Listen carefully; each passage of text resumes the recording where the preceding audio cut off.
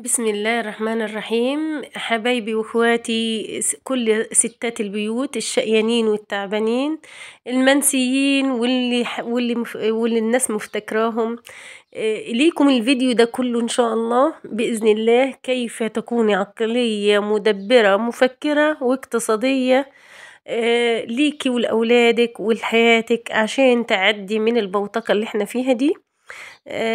بإذن الله كل الأفكار اللي جابها لكم فيديو دي هتفيدك وتكون يعني الفنارة أو المنارة اللي هتنير ليك الطريق أو تضيء ليك الطريق اللي احنا فيه ده، إن كان مظلم ولا نص مظلم. فتابعوا معايا الفيديو بإذن الله، جايبه لكم أفكار جميلة جدا إن شاء الله بإذن الله تعجبكم، وما تنسوش اللايك والاشتراك بإذن الله عشان للتشجيع والاستمرارية فقط. أولا احرصي على تقسيم الميزانية لأربع أقسام أو أربع أجزاء، ما تتركيش الميزانية كلها كده اعتباطا، لابد من تقسيمها. اولا عاوزاكم دايما يا جماعه تبصوا، دايما كل واحده تبص لظروفها ولحالها ولبيتها ولحالتها الاجتماعيه، وبلاش نعيش يعني على الاوهام بالذات في الظروف اللي احنا فيها دي. بليز يعني لو سمحتوا، يعني بلاش لو انت مصروفك على القد وبتاخدي 2000 جنيه مصروف في بيتك الشهري، ما عندكيش زواده اكتر من المصروف ده، فلو سمحتوا يعني بلاش تبصي على برامج الطبخ اللي هي بتكلف لك الأكلة 1000 جنيه وجايز أكتر. هتتحصر على نفسك وهتتضايقي نفسيا، وهيبقى عندك صراع انك انت عايزه تعملي الحاجه دي ومعكيش المبلغ اللي انت تعملي بيه الحاجه دي، فهيعمل لك صراع نفسي. فيعني لو سمحتوا يا جماعه بلاش تسمعوا للاخرين وتسمعوا للاكل والشرب والحاجات دي والملابس. بلاش يعني من ضمن الحاجات حاجه تانية يبقى عندي أول حاجة بلاش نستمع. أول حاجة ممنوع إن إحنا الاستماع لبرامج الطبخ المكلفة، لأن دي هتعملك صراع نفسي. تاني حاجة بلاش الخروج للشراء وانتي على بطن فارغة. معنى صح انك انت لو خارجة وانت جعانة ما تغديتيش، هتلاقي نفسك اشتريتي السوق كله، مش عارفة تشتري موز ولا برتقال ولا جوافة ولا تفاح ولا كل حاجة بتقابلك في السوق، ولا سمك ولا فراخ ولا كل حاجة بتقابلك في السوق عايزة تشتريها، وتلاقي الميزانية اللي انت معاكي كلها خلصت. فبلاش دايما لما نروح نشتري اكل بالذات بلاش تشتري وانتي على بطن فارغه. دي من اهم حاجه انك انتي تكوني متغديه كويس وطالعه، دي حاجه نفسيا والله يا جماعه، حاجه نفسيه انك انتي لو طلعتي واشتريتي وانتي جوعانه هتلاقي نفسك مش عارفه تشتري كل اللي قبلك في السوق عاوزه تشتريه. فدي اهم حاجه من الاساسيات. تالت حاجه يا جماعه، تالت حاجه ودي حاجه مهمه جدا، انك انتي ما ناخدش المبلغ بتاع الميزانية واحنا خارجين كله. متاخدش المبلغ بتاع الميزانية كله في الشنطة واحنا خارجين. ليه يا جماعة؟ لو انت عملتي كده هتلاقي نفسك كل المبلغ اللي معاك اتفرتك وما اشتريتيش بأي حاجة مفيدة، او معنى ممكن تكون اشتريتي بحاجة مفيدة بس اساسيات الشهر ما اشتريتهاش واحنا خارجين. يبقى هناخد بس مبلغ اللي احنا رايحين نشتري بيه فقط، المبلغ اللي انت راح تشتري بيه فقط، المبلغ المراد الشراء به فقط. اوكي يا جماعة؟ او الطلب اللي انا راح اشتريه هاخد على قده فلوس فقط، او ازود 10 جنيه 20 جنيه للظروف، يعني ربما الحاجة تكون زايدة كده ولا كده. لكن انك انت تحطي مثلا الميزانية كلها في الشنطة وانا رايح اشتري، اعرفي نفسك انك انت هترجعي من غير الفلوس دي كلها. وبلاش يعني كل ما الاقي تخفيضات اروح اشتري حاجة عايزاها مش عايزاها. بلاش. رابع حاجة بلاش ندخل على اي محل فيه عروض. ليه يا جماعة؟ المحل النهاردة عايزة مش عايزة، سواء المحل طالما المحل فيه عروض هتدخلي تلاقي نفسك اشتريتي حاجات مش عايزاها. المحل طالما في عروض هتلاقي نفسك اشتريتي حاجات ما انتيش عايزاها او ما انتيش عايزاها الشهر ده، وضيعت الميزانية بتاعت الشهر كلها في طلبات ما هياش مطلوبة منك، او طلبات مش هتنفعك الشهر ده، والميزانية ضاعت وهتقعد الشهر كله محتاسة. بكل الطرق يهم كل الأسر وكل الأشخاص من كبير لصغير وكل الناس في الأسرة. أولا يا جماعة اللي بيقولوا القرش الأبيض ينفع في اليوم الأسود، أو العكس يعني، أبيض ينفع في اليوم الأسود. بمعنى ايه يا جماعة الكلام ده؟ انا مش هفهمكم حاجة انتوا مفروض انكم انتوا فاهمينها، بس انا عايزة اقول لكم ان في يومنا هذا وفي الوقت اللي احنا عايشينه، في العصر اللي احنا عايشينه ده، اصبح كل تعريفة وكل شلن وكل تعريفة اللي كانت العملة الزمنية اللي كانت بتتعامل بيها احنا صغيرين، كله ليه لازمة وليه أهمية. اوعي تقولي يعني أنا هعمل إيه بالقرش؟ لا، هتعملي كتير من القرش، أو تعملي كتير من الجنيه. حوشي جنيه على جنيه، كل ما تلاقي معاكي كام جنيه فكة حطيهم في حصالة، حطيهم على جنب. هتيجي في يوم وتلاقي نفسك مزنوقة مش لاقية، أو عايزة الفكات دول، أو هتشتري بيهم حاجة، خلصت الميزانية وعايزة بتدوري على شوية فكات، ممكن تلاقي 50-60 جنيه فكة كده حطاهم على جنب. فانا من النوع ده يعني، طول ما انا ماشيه في البيت يعني بحاول ان انا كل ما الاقي جنيه 2 3 4 في البيت كده منتورين، ما حدش بيقول لك هيجيب ايه الجنيه، يعني ملوش قيمه، لكن اقسم بالله ليه قيمه عظيمه يا جماعه لا تدركوها. باخد الجنيهات دي بحطها في علبه في المطبخ، في طبق، في حله انا ما بستخدمهاش، في علبه، في حته بعيد عني، في ازازه افتحيها من فوق، في حصاله، حطيها في حاجة ما تكونش يعني قدام الأولاد، وما تكونش بعيدة عن متناول الجميع كده، وحطيها على جنب. هتحتاجيها، تكون عايزة فكة، عايزة جنيهات، عايزة تشتري حاجات بسيطة كده ومش معاكي فكة، هتلاقيهم. فالقرش الأبيض فعلا ينفع في اليوم الأسود فعلا، حتى التعريفة بتنفع برضه في الأيام اللي احنا فيها دي. كل ما تلاقي قرش احتفظي بيه، وقسموا الميزانية، قسموا الميزانية يا جماعة. ما ينفعش ان انا احط المرتب في جيبي كده وامشي بيه عشوائي. اولا مش هتعرفوا تجيبوا ايه، وهتلاقي نفسك انك انت الميزانية بتاعت البيت وبتاعت الشهر كلها اتنطورت في حاجات ما انتش عارفة هي جبتي بيها ايه ولا عملتي بيها ايه، وحاجات مش اساسية. ودايما لازم يبقى عندي الاساسيات، لازم يبقى عندي الأساسيات وأنا بشتري طلبات البيت. يعني لما أنا أخد المرتب في أول يوم حاجة كده، طبعا قبل ما ممكن أنا يعني هروح أجيب بيه اللحوم والحاجات الأساسية، اللحمة وبعض الطلبات اللي هي أساسية للشهر كله، زي الرز، زي المكرونة، زي الحاجات دي. فأنا أجيب إيه يا جماعة؟ ممكن أجيب 2 كيلو لحمة لو الميزانية تسمح، يعني هجيب 2 كيلو لحمة، هجيب فرختين، ويستحسن انك انت تجيب فراخ، ما اجيبش بانيه، وما اجيبش صدور، وما اجيبش الحاجات دي. ليه؟ لان يا جماعه اولا انا وجبت فرختين راح اطبخ منهم، وراح اعمل منهم بانيه، وراح اعمل منهم شاورما وكل حاجه. بجيب فرختين كبار، باخد الصدور بتاع الفرختين، احطهم، ممكن اعملهم بانيه، اخدهم على جنب. يبقى انا كده عملت ايه؟ حوالي كيلو بانيه، اللي هو بتشتريه ب150 جنيه. ادي البانيه اهو. لا، الكيلو دلوقتي البانيه جالي يا جماعه حوالي ب200 جنيه، مش ب150، حوالي 200 جنيه يعني في الوقت الحالي. فانا كده عملت ايه؟ كيلو بانيه على جنب. باخد الوراك والحاجات زي كده، واجي عاملاها، حاطه مقسمه الفرختين على قد الاشخاص اللي عندي في الاسره. وممكن الفرختين لو اسره صغيره من 5 تنفار ممكن يكفوك على 3 طبخات. لو فرختين كبار يعني 2 كيلو ونص و2 كيلو ونص يعني. لو فرختين صغيرين ممكن يبقوا طبختين، يعني لو اعداد الاسره اكبر. بشتري طبعا، لو عندك ميزانية كافية انك تشتري اللحوم اشتريها، مش عندك ميزانية كافية بلاش منها اللحمة، استغني عنها. ممكن اشتري كيلو لحمة مفرومة، اعمله كفتة، هيكفي معايا كمية كبيرة خالص. نص هعمل نص كفتة او كيلو الا ربع منه كفتة، او نص الكيلو لحمة مفرومة واعمله كفتة، والنص التاني ممكن اعمله طبخة، تبقى طبخة ايه؟ اعمل منه مثلا صينية مكرونة بشاميل. يبقى ادي طبختين اهو، وعندك 3 وجبات لحمة من الفراخ. يبقى عندك كده كام؟ ادي عندك 5 طبخات. احنا في الاسبوع ممكن يعني في الظروف اللي احنا فيها دي كويس الطبختين يا جماعه، كويس الطبختين. وبعد كده يعني على اي اسره يعني يا جماعه، احنا كنا زمان ممكن نطبخ 3 طبخات وساعات 4، اقسم بالله كلها الاسر كده يعني.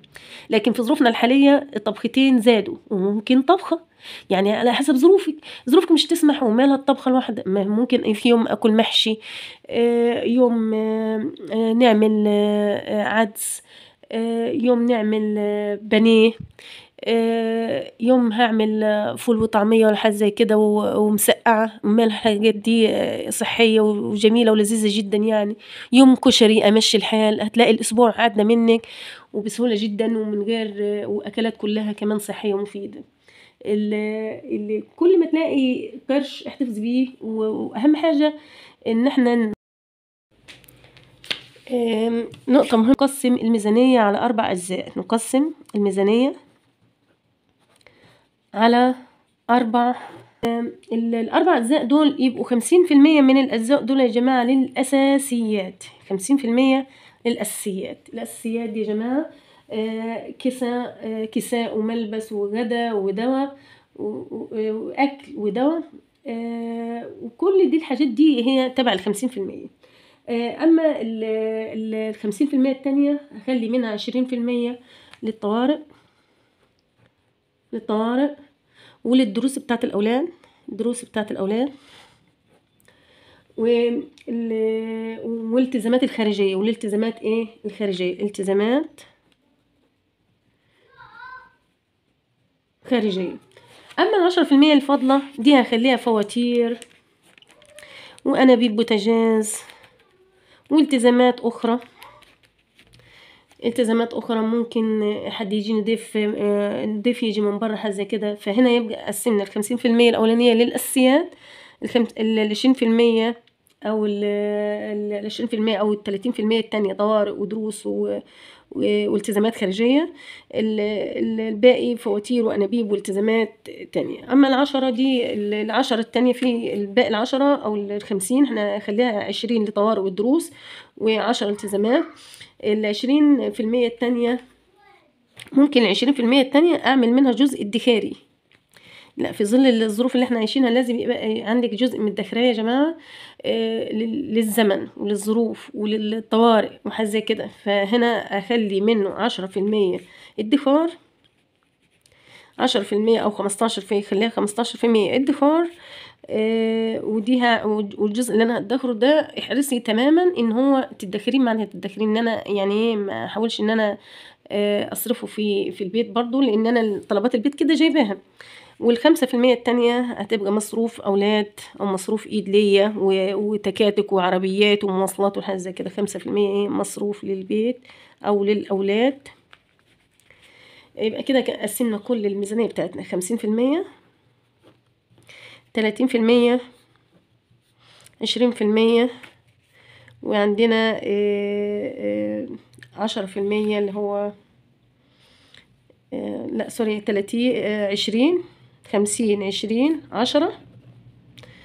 والجزء التاني اللي هو قلنا 15 اللي هو 20% اللي هو الجزء الادخاري 15%، و5% مصروف. هنقولهم تاني: 50% للأساسيات، 20% طوارئ ودروس والتزامات خارجية، 10% فواتير وأنابيب والتزامات أخرى، فواتير كهرباء وفواتير مية والكلام ده كله.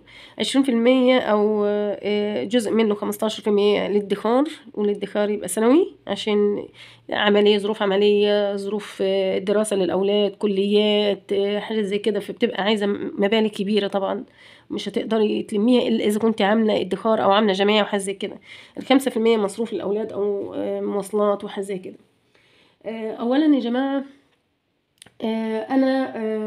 أنا عايز عقلية. غيري العقلية بتاعتك خالص. ما انت لو ما غيرتيش العقلية بتاعتك خالص الموضوع مش هيبقى مستور معاك، والدنيا هتتلخبط خالص معاك. اولا يا جماعة كل الناس مفترض في الفترة دي تغير العقلية بتاعتها، عقلية الاسراف وتتعود دايما على التدبير. ما احناش عارفين الفترات اللي جاية هتبقى الدنيا مستورة معانا ولا الدنيا امر من كده واسوأ من كده. فاعملوا حسابكم ان ممكن الدنيا تبقى اسوأ، واعملوا حسابكم ممكن إن تبقى أحسن. إحنا دايما نعمل حساب السيء، ما نعملش حساب الخير. الخير إن شاء الله كويس وهيبقى كلنا مرتاحين، لكن نعمل حساب السيء. فنعمل دايما يبقى فنانين في إدارة المنزل.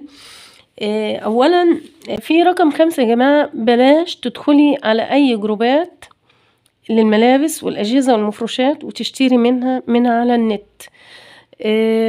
يعني انت لو معاك المقدرة انك انت تشتري، اشتري، انا ما بقولكش ما اشتريش، لكن يستحسن يا جماعة انك انت او ما يبقى معاك المبلغ اشتري. لكن الجروبات دي هتخليكي طول ما هي انت مشتركة في الجروبات دي، طول ما هم بيبعتولك دايما رسائل وبيبعتولك حاجات زي كده، على اساس انك انت تدخل في الجروب. ولما تدخل في الجروب كل يوم يبعتولك منتج ويبعتولك حاجة زي كده، فبيعملولك موضوع عملية اغراء يعني. انا ممكن 2000 جنيه اللي انا عاملاهم ميزانية دول هروح اشتري منهم ب500 مفرش او حاجة زي كده، هلاقي نفس الميزانية خرمت خالص معايا والدنيا باظت. فلو انت معاك المقدرة ان انا ادخل على الجروبات دي ادخلي ومال، وما ما بقولكش وحشة، حاجات كويسة يعني، في حاجات بتبقى كويسة جدا. لكن عمال على بطال كده داخل، لو ما انتيش ما عندك المقدرة يا دوبك فقط باخد الحسرة انا من الجروبات دي، يعني افضل انكم انتم ما تدخلوش عليها او ما تشتركوش فيها. سادس حاجة، بلاش الشراء بالقسط. القسط ده يا جماعة مكلف جدا جدا، وخاصة الفترة دي. المحلات كلها اللي بتقسط، بدل ما تبيع بتقسط الحاجة ب1200 مثلا حاليا بتديها لك 1500. بيتعمل تحسب للفترة اللي جاية، ربما الحاجة تزيد عندهم، فهو بيعمل نفسه بيحسب لنفسه ان هو ممكن يبقى هو الخسران مع القسط، فبيروح يضرب لك 300 جنيه او 400 جنيه في القسط زيادة. فانت كده انت الخسرانة. معايا المبلغ ادبر المبلغ من ادخار او جمعية واروح اشتري الحاجة كاش، افضل من انك انت تشتريها بالقسط. ده اللي يعني رأيي يعني. يفضل أن أكون معايا مبلغ ادخاري أو جمعية. لو أنا بجهز أولاد أو بنات أو بجيب لهم، مجهز بنتي، لازم يبقى معاكي مبلغ ادخاري، وبروح أجيب منه الحاجة كاش. وبلاش الأقساط يا جماعة في الفترة دي بالذات، لأن الأقساط كانت حلوة في الفترات اللي فاتت، لكن مع تقلب الأسعار فالتاجر بيعمل بيزود المبالغ خالص، بحيث لو هو الحاجة زادت يبقى هو مش خسران معاكي. فخلي بالكم من الحتة دي كويسة، خلوا بالكم جدا. اولا هعمل لكم انا ميزانية للمصروف شهري بميزانية 2000 جنيه او 1900 تقريبا. الميزانية دي يا جماعة هتخليكي عايشة مستورة الشهر كله بإذن الله. يعني الناس اللي هي ايه ميزانيتها او مصروفها على القد، يعني 2000 او في الحدود دي يعني. طيب انا لو معايا 2000 جنيه وعايزة ادخر اعمل ايه؟ بصي يا ستي، حاولي انك انتي حتى كل يومين كده ارمي 5 جنيه على جنب في اي حصالة او حاجة زي كده. هيبقى مثلا، او كل يوم مثلا هيبقى عندك 100 جنيه او 150 جنيه في اخر الشهر. اشيلهم لكذا شهر، بعد كده ادخل بيهم ايه جمعية، او اشيلهم من اول الشهر ده اخر الشهر اروح داخلة جمعية ادفعه كل شهر 100 جنيه.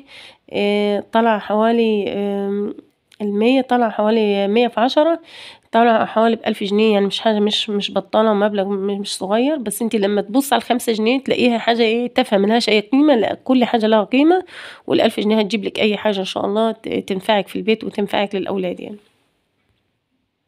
طب لو جينا عملنا ميزانية يعني حوالي ب2000 جنيه يا جماعة، هحاول ان انا اعملها لكم. اولا يا جماعة دايما التعامل في البيت عايز فن في ادارة المنزل، او فن في التدبير، او فن في الاقتصاد. يعني ما ينفعش كده الحاجة عندك، لازم يبقى عندك انت فنانة، وتبقى عندك طريقة ابداعية في الاقتصاد. مش اي حد يقتصد، ومش اي حد يقدر يدبر التدبير. لما نعمل ميزانية للبيت يا جماعة، اول حاجة اجيب الحاجات الاساسية، يعني الحاجات اللي بيجيبها من عند العطار، والحاجات اللي بيجيبها اهم حاجة الحاجات اللي هي اللي عند العطار واللحوم. موجودين عندك دول يكاد تقريبا 75% من الاكل والشرب بتاع الشهر موجود يعني. اما الخضار والحاجات دي بتبقى بسيطة يعني. طيب طبعا اعمل حسابي في ميزانية ب1900 او تقريبا 2000 جنيه لو زادت يعني. اوكي، فهنا من حاجات من عند العطار. اول حاجات طلبات من عند العطار، هعمل حسابي في 4 كيلو أرز، 4 مكرونة، 4 أرز يا جماعة. في أجيب الأرز، في أرز من كيس وفي أرز فلت عند العطار، في أرز فلت حلو قوي والكيلو ب28 جنيه، والمكرونة تقريبا ب22 أو قولوا 25، مش عارفة الآن، أنا جايباها من حوالي شهر كده، مش عارفة وصلت كام يعني، 25 ولا 24 يعني. طيب 25 يبقى 100 جنيه، ولا 4 كيلو أرز ب28، 4 في 20 ب80، و4 في 8 ب32، يعني 112 جنيه، يعني 112 جنيه يعني. اوكي. طيب بعد كده هنعمل حساب ال 50 جنيه، اخليها، لا مش هتكفي 50 جنيه يا جماعة، حوالي 70 جنيه عدس وبقوليات. يعني ايه عدس وبقوليات؟ يعني هجيب نص كيلو عدس، هجيب مثلا حمص والحاجات اللي بعمل منها اللي بتاع ده كشري، يبقى اجيب حمص والعدس ومش عارفه زي كده، يعني تقريبا 70 جنيه. بجيب 2 كيلو كيلو دقيق، ولو يفضل لو عندك قمح وانت طحناه هيبقى وفر عنك، لانك 2 كيلو دقيق طالع هنا حوالي ب50 جنيه. بجيب مثلا لو انت بتحب البصارة حاجة زي كده، ممكن اجيب فول مدشوش او حاجة زي كده للطعمية، ممكن اجيب نص فول مدشوش. طيب هجيب برضو للفول المدمس حوالي 50 جنيه للفول المدمس. طيب الدقيق هنحسبه 50 جنيه، نص الفول مدشوش حوالي، قولوا حوالي 20 تقريبا. بعد كده هنجيبه 50 جنيه فول مدمس، فول مدمس، يعني دول تقريبا كيلو ونص. الكيلو تقريبا بص يا جماعة، اولا الكيلو المستورد، الفول المستورد على 30 جنيه الكيلو. هجيب كيلو فول مستورد، كيلو فول مستورد، وهجيب نص كيلو فول بلدي. ليه كده يا جماعة؟ اولا الفول مستورد الكيلو ب30، فانا جبت كده ب30 جنيه فول مستورد، والفول البلدي الكيلو تقريبا ب40 ولما ما كانش زاد يعني، يبقى انا كده 30 زائد 20 يبقى دول 50 جنيه الفول. اولا هعمل ايه يا جماعة عشان برضه اوفر فيهم؟ هدمسهم مرة واحدة، يعني هروح احط عليهم مية سخنة لمدة 5 ساعات، او مية مغلية لمدة 5 ساعات او 4 ساعات، وبعد كده هدمسهم مرة واحدة، احط عليهم زوديهم مية سخنة كل ما يحتاج، واحط عليهم 4 معالق دقيق مضروبين في مية باردة، 4 ملاعق دقيق مضروبين في مية باردة عند استواء الفول، هيخلي الفول تقريبا يتضاعف الربع معاكي. هتعملي حلة كبيرة حوالي الكيلو ونص، دول هيعملوا حوالي 5 كيلو فول معاكي، هيعمل 5 كيلو فول مدمس، حوالي تقريبا 5 كيلو فول مدمس. ليه؟ هنحط له طماطم يا جماعة، هنحط 3 طماطمات، واحط 4 ملاعق دقيق مضروبين في، او 5 ملاعق دقيق مضروبين في مية باردة عند استواء الفول تقريبا، واحط حوالي 3-4 طماطمات، واحط ربع معلقة من الكركم صغيرة. هتخلي الفول عندك رائع، جربيه وهتشكروني ان شاء الله. دول 5 كيلو فول مدمس هيطلع عندك بعد ما يستووا. السميم انا عندي على القناة عاملة الموضوع ده، والكمية عاملاها عندي، ويا ريت اللي عاوز يدخل يشوف الفيديو موجود على قناتي، وهتشوفوا اروع فول واطعم فول في الدنيا خلق ربنا. فلو عايزين تشوفوا الفول بيتضاعف ازاي كميته، شوفوها عندي على القناة، موجودة عندي الفيديو ده. هقسمهم في اكياس على قد الاكلة وللشهر كله. بعد كده يا جماعة هجيب حوالي قولوا مثلا باكو شاي، اجيب مثلا 2 باكو شاي صغير ب20 جنيه شاي. هجيب منظفات مثلا، بعد كده ندخل على المنظفات هجيب ب40 جنيه صابون مواعين.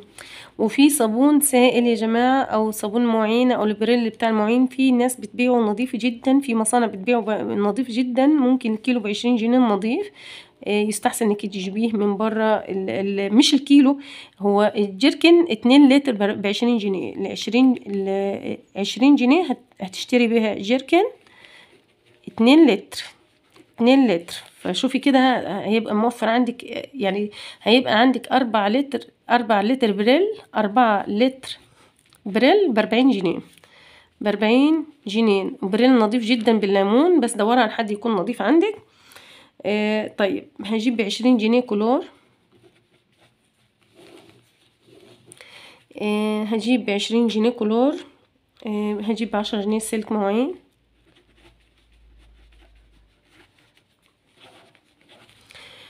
بعد كده هروح للحوم بقى والفراخ. اللحوم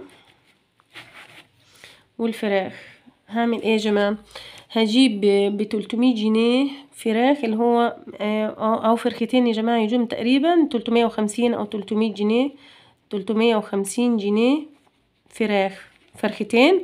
وقلنا نقسم الفرختين دول على 3 طبخات. ولو كانت الأسرة صغيرة، لو كانت الأسرة كبيرة بيبقوا فرختين، كل فرخة أكلة. باخد الصدور من بتاع الفراخ وبعمل منهم ايه؟ البانيه. يبقى أنا وفرت هنا عندي ادي 3 طبخات. 3 طبخات زائد غدوة بانيه، يبقى 4 طبخات. 4 طبخات. اوكي يا جماعة، هيكفوا معانا ال4 طبخات دول. هيكفوا معانا قسميهم على 4 أسابيع. 4 أسابيع. اوكي. هجيب نص مفروم معاهم، او كيلو مفروم، نص مفروم او كيلو مفروم. ممكن النص ده اعمله ايه؟ اعمله كفتة. يحط عليه مثلا فول صويا او حاجه زي كده، واعملي كفته، بيبقى جميل جدا، هيكفي معاك كميه فتره طويله. بعد كده يا جماعه هنروح للخضار.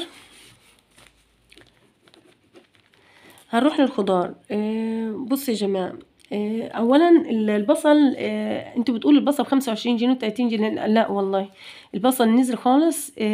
طلع البصل الاخضر اللي هو ايه يا جماعه؟ بتاع الطبخ. البصلايه كبيره كده مش صغيره. الكيلو وربع ب10 جنيه. دوري عليه في السوق. في السوق ان شاء الله وهتلاقيه للطبخ كده. وانت تحطيه في الشمس بسيقانه كده، وهتلاقي البصله شربت من الساق وبقت حلوه قوي وسمينه كده، وان شاء الله هتنفعك خالص. يعني كده لو انا اشتريت 2 كيلو او 2.5 طالعين ب20 جنيه، بقى 20 جنيه بصل. الناس هتقول لي البصل مخرم الميزانيه. لا، ما خلاص كده. هجيب ب40 جنيه طماطم. ان شاء الله يكفوا الشهر، يعني 10 في 10 في 10 بينفع يعني ان شاء الله. هاتي ب10 جنيه جزر. ممكن 30 او 35 جنيه او 40 جنيه يعني بطاطس. في ناس بتستهلك كميات اكبر من كده كتير. في ناس بتاكل 5 كيلو و6 كيلو في الشهر يا جماعة، بيبقى استهلاك كتير اكتر من كده. احنا بنستهلك اكتر من كده، بس انا بقول الميزانية اللي تنفع مع الاسرة البسيطة يعني. في 10 جنيه فلفل مش هيكفي صراحة. انا هقول 20 جنيه فلفل، يعني 2 كيلو تقريبا. 2 كيلو ممكن اخلطهم. الكيلو ممكن اجيبهم مرة واحدة، وخلط الفلفل السخن مع الفلفل البارد يا جماعة، واجيبهم مرة واحدة. اولا الفلفل مش هيبوظ معاكي بسرعة، بيفضل فترة يعني تقريبا 20 جنيه. ممكن اجيب 5 جنيه خضرة. والخضرة دي عشان ما تنشفش مني وتبوظ، بروح اقطعها، اغسلها واجففها كويس من المية، واقطعها واحطها في اكياس على قد على قد التتبيلة، على قد مثلا المحشي على قد كده. خلاص يا جماعة. ممكن اجيب لتر لبن ب25 جنيه لبن. لو عايزة اكتر معاكي الميزانية تسمح، هاتي ان شاء الله حتى ان شاء الله حتى ب100 جنيه. يعني انا بقول للناس اللي هي تمشي بيها الحال يعني. خلاص، كل واحد وميزانيته يا جماعة. انا بقول للي عايزة تعمل ميزانية ب2000 جنيه، ميزانية حلوة هي مش وحشة. هجيب بعد كده اخلي 100 جنيه فاكهة. لو حسبتوا الحسبة دي يا جماعة تقريبا كلها طلع حوالي ب2000 جنيه أو 1900 جنيه. الميزانية مش وحشة ومفيدة للأسرة. والتوفير الميزانية حاجة مش سهلة وحاجة مش صعبة، لكن عايزة يا جماعة، عايزة صبر، وعايزة صبر على اللي انتي على الميزانية وتدبير وتخطيط. ما هياش أي حد يعرف ما يوفر، مش أي حد يعرف يشتري بتدبير. فياريت يعني أنا والله منزله لكم حاجة فيديوهات تدبير حلوة قوي على القناة بتاعتي. ياريت يعني تبصوا على القناة وما تنسوش تعملوا اشتراك ولايك لو عجبكم الفيديو. واتمنى ربنا يوسع في رزقكم جميعا يا رب، وان شاء الله غدا يبقى افضل من اليوم، وبعد غدا يبقى افضل من غدا، والسنة اللي جاية تبقى افضل من السنة دي، وحياتكم كلها تبقى خير وازدهار. واتمنى لكم الخير والرفاهية وطولة العمر بإذن الله إن شاء الله، ويزيح الغمة عنا وعن الشعوب كلها يا ربي. يا ربي ارفع مقتك وغضبك عن كل الشعوب المجاورة يا ربي. اللهم ارفع غضبك ومقتك عنا وعن كل الشعوب يا رب، يا رحمن يا رحيم يا رب. في نهاية الفيديو لا يسعني إلا أن أستودعكم في رعاية وحفظ الله الذي لا تضيع ودائعه. دمتم في أمن الله وسلامته، والسلام عليكم ورحمة الله وبركاته.